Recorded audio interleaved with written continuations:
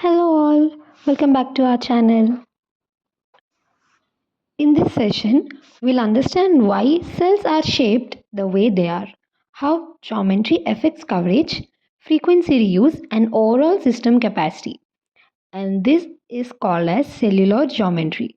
So let's get started. Cellular geometry simply means the geometric shape used to represent a cell in a mobile communication system. By dividing a large area into small cells, we can reuse frequencies and serve more users.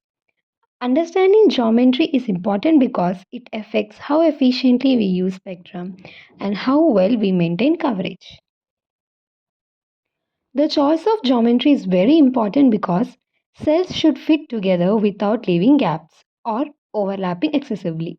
Good geometry ensures strong, continuous coverage while keeping the interference manageable. It also guides engineers on where to place base stations.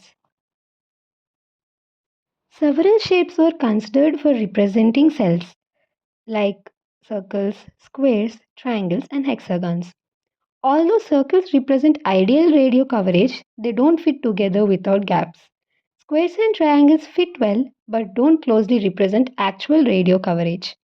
This leads us to the most suitable shape, and that is the hexagon.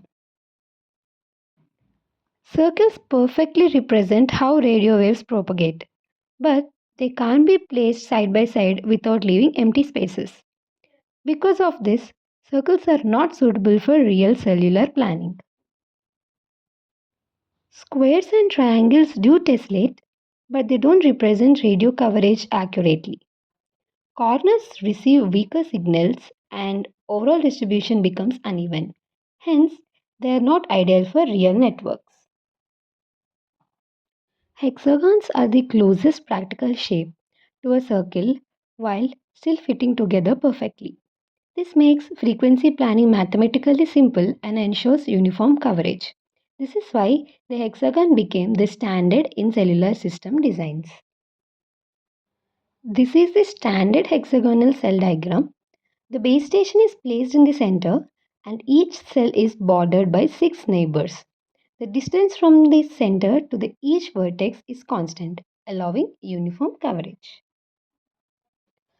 The radius of a cell determines how large the coverage area is. Increasing the radius improves coverage but also increases interference with neighboring cells.